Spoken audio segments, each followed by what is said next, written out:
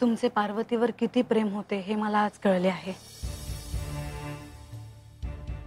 तुम्ही देवांचे देव महादेव, ते बालक पार्वतीने निर्माण केले होते हे तुम्हाला ठाऊक होते नाही का? होय, मला ते ठाऊक होते।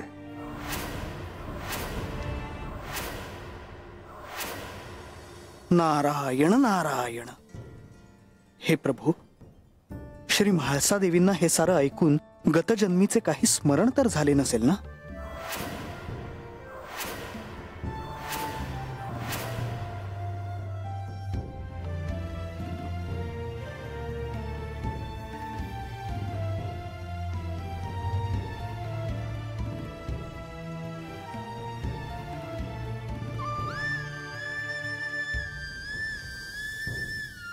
तुम्ही असे का केले?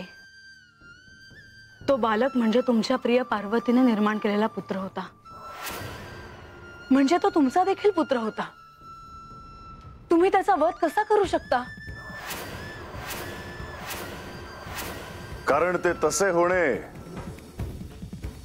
ही परम नियती होती म्हाळसा।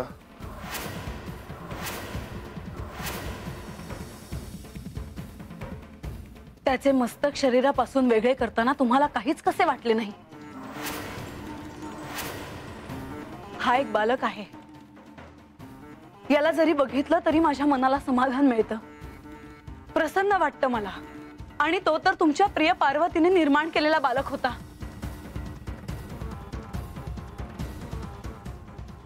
ते माझ्या हातून घडणारच होते।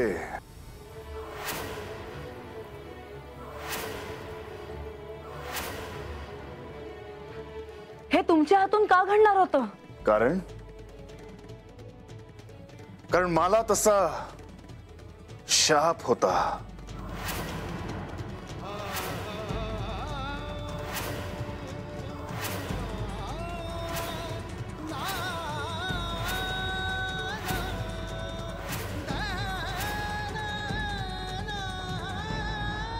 शाप तुम्हाला?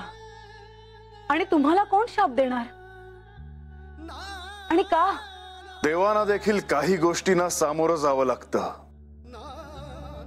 हे माझ्या हातून घडणार आहे याची मला कल्पना होती। म्हाळसा, हे सर्व माझ्या हातून का झालं हे मी तुला सांगतो।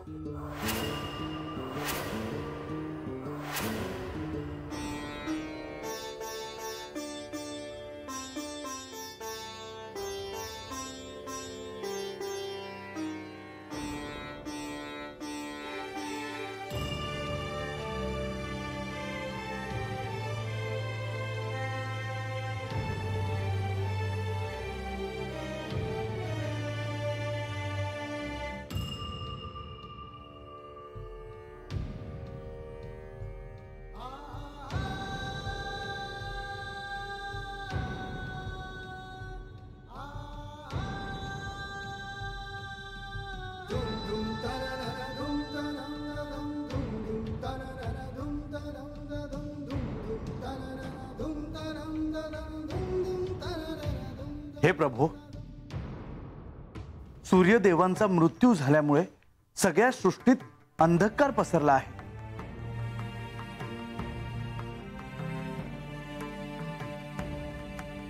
आता आपल्याला काहीतरी करायला हवं। हे प्रभू, सृष्टीतल्या चराचराचे भरण पोषण हे सूर्यदेवांच्या तेजाने होते। तेच नसतील तर या सृष्टीचे काय होणार? हे कैलासपती, आपण माली व सुमालीच्या रक्षणार्थ सूर्यदेवांचा वध केला, त्यामुळे ग्रह आणि नक्षत्रांची जी स्थिती गती आहे त्यात बाधा उत्पन्न होणार। संपूर्ण सृष्टीत भूकंप, जलप्रलय होतील। संपूर्ण सृष्टीचे संतुलनच बिघडणार। अशा स्थितीत काय करावे हे आपणच सुचवावे। नारायण नारायण। पृथ्वीवर भूकंपाला आणि जलप्रलयाला सुरुवात झाली आहे। आता सर्व सृष्टीचे रक्षण आपणच करावे प्रभू. महादेव, तुम्ही माझ्या पुत्राचा वध का केलात? सृष्टीवर अन्याय करणाऱ्या माली आणि सुमाली या दोन दैत्यांसाठी तुम्ही माझ्या पुत्राचा वध केलात. माली आणि सुमाली यांना तुम्ही सहाय्य का केलं? तुम्ही दैत्यांचेही गुरु आहात, पण माझ्या पुत्रानं मनुष्याच्या कल्याणासाठी त्यांच्याशी युद्ध केलं. त्याच्यात त्याचा काही स्वार्थ नव्हता, तर त्याला आशीर्वाद देण्याऐवजी तुम्ही त्याला शासन केलं का? तुम्ही न्यायशास्त्राचे जनक आहात ना, मग माझ्या पुत्रावर हा अन्याय का? ऋषी कश्यप, शांत व्हा. तुमचं दुःख मला कळतं आहे. नाही नाही माधवा, माझ्या पुत्राचा हा वियोग मला सहन होणार नाही. त्रिमूर्तीने दिलेलं दायित्व माझा पुत्र सत्यानं पार पाडत होता, मग त्याला हा मृत्यूदंड का?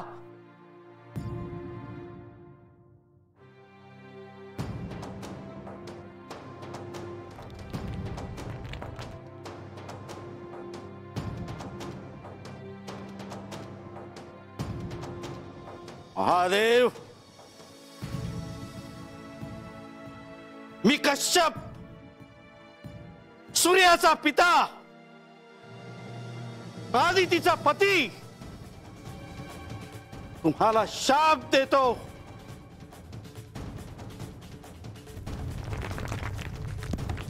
जसे तुम्ही माझ्या पुत्रावर शस्त्र सोडलं, तसं भविष्यात स्वतःच्या पुत्रावर शस्त्र सोडाल.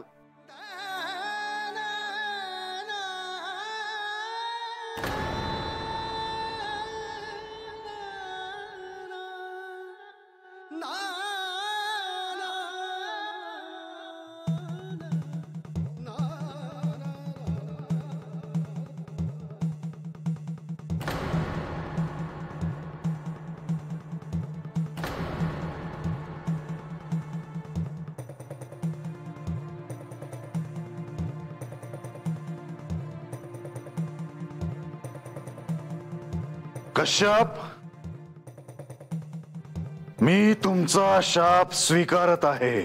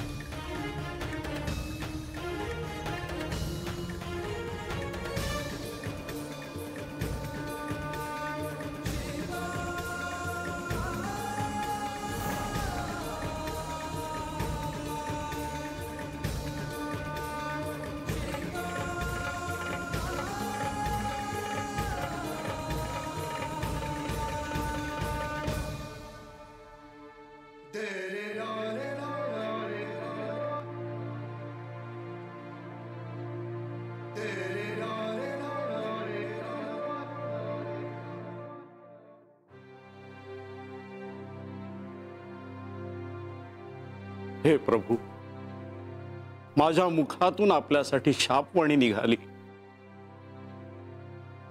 मला क्षमा असावी. माझ्याकडून हे महापाप घडलं. माझ्या भक्तांकडून आलेले सर्व काही मी स्वीकारतो. चिंता नसावी.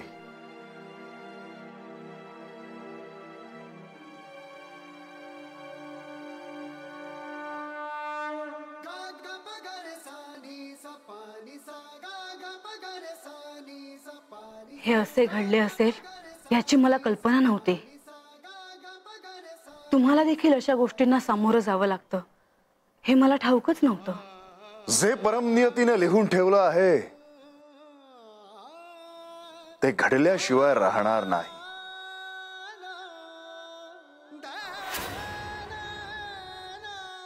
देवांचं देव आहे ती, पर त्यासनी बी शाप दिला. समद्यांची काळजी आहे त्यासनी, पर त्यासनी कसं काय कुणी समजून घेईना. त्यांचं मन कसं असेल, काय असेल, त्यासनी काय काय सहन करावं लागलं असेल हे समजणं लय अवघड आहे.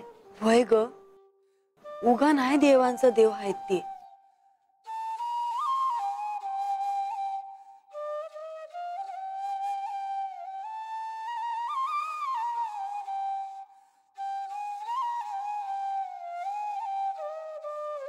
माते, आज या आख्यानात जी कथा ऐकायला मिळाली आहे त्यामुळे सारे विघ्न दूर होणार, तुझी काळजी देखील दूर होणार. हो, मला ठाऊक आहे आणि त्यांच्याबद्दल अधिकाधिक जाणून घ्यायची मला ओढ लागली आहे.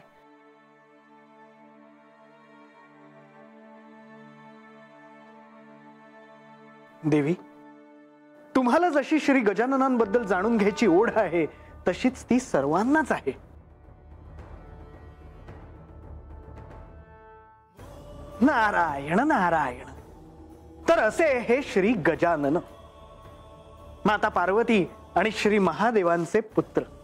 भक्तांनी मनोभावे त्यांची भक्ती केल्यास, साधना केल्यास ते प्रसन्न होतात. भक्ताच्या भक्तीला फल मिळते असे हे श्री गजानन.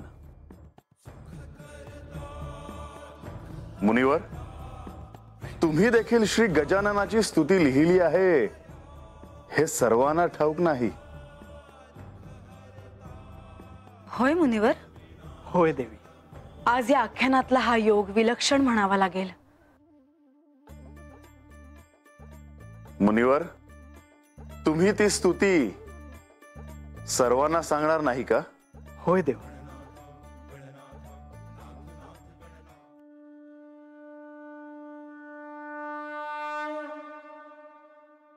प्रणम्य शिरसा देवं गौरीपुत्रं विनायकं भक्तावासं स्मरेन् नित्यं आयुष्कामार्थसिद्धये. प्रथमं वक्रतुण्डं च एकदन्तं द्वितीयकं तृतीयं कृष्णपिङ्गाक्षं गजवक्त्रं चतुर्थकं लंबोदरं पंचमं च षष्ठं विकटमेव च सप्तमं विघ्नराजेन्द्रं धूम्रवर्णं तथाष्टकं नवमं भालचन्द्रं च दशमं तु विनायकम् एकादशिं गणपतिं द्वादशं तु गजाननः द्वादशैतानि नामानि त्रिसन्ध्ययः पठेन्नरः न च विघ्नभयन्तस्य सर्वसिद्धिकरः प्रभो. विद्यार्थी लभते विद्यां धनार्थी लभते धनं पुत्रार्थी लभते पुत्रां मोक्षार्थी लभते गतिम्. जपेत गणपति स्तोत्रं षड्भिर्मासै फलं लभेत संवत्सरेण सिद्धिं च लभते नात्र संशयः. अष्टेभ्यो ब्राह्मणेभ्यश्च लिखित्वा यः समर्पयेत् तस्य विद्या भवेत् सर्वा गणेशस्य प्रसादतः।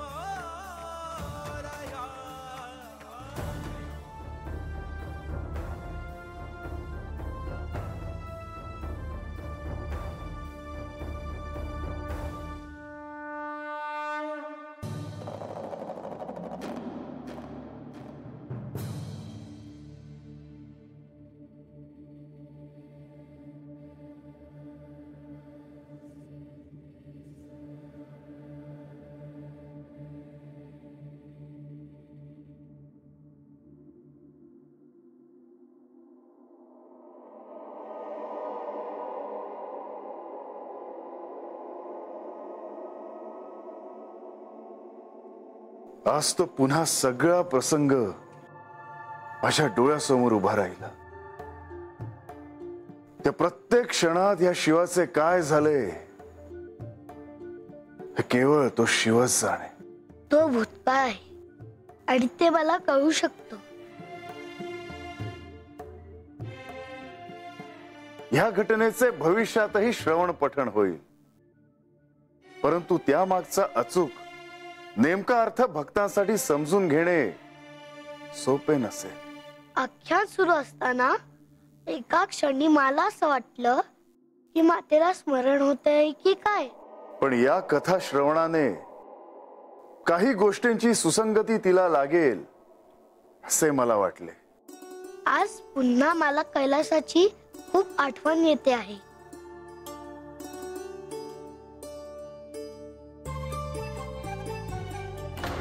मी समजू शकतो.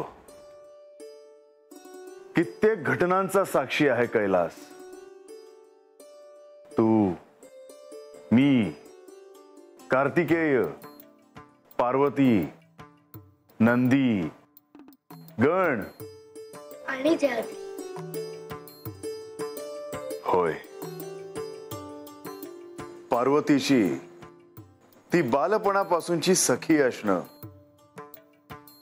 पार्वतीचा माझ्याशी विवाह झाल्यावर तिचं कैलासात येणं, कैलासात माझ्यावर न बोलता प्रेम करणं, पार्वतीच्या ते ध्यानात येणं आणि तिचं माझ्या समोर तेच वचन देणं. मी हिला तुमच्या साक्षीने एक वचन देते की कृतयुगात मल्हारी मार्तंड अवतारात ही तुमची अर्धभार्या होईल.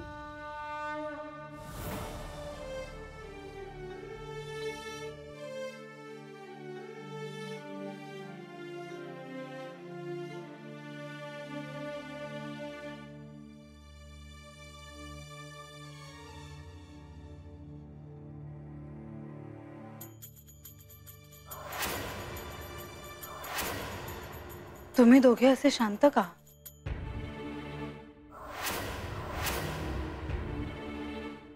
तुझे डोळे असे का आहेत, रडून झाल्यासारखे? आज श्री गणपतीची मी कथा ऐकली. माझ्या समोर इतके प्रश्न उभे राहिले की त्यांची उत्तरं शोधता शोधता हे आयुष्यही कमी पडेल असं वाटतंय मला. नाही म्हाळसा, तू सत्याच्या खूप जवळ आहेस. हो ना, मग मला अजून सांगा ना पार्वती आणि गजाननाबद्दल.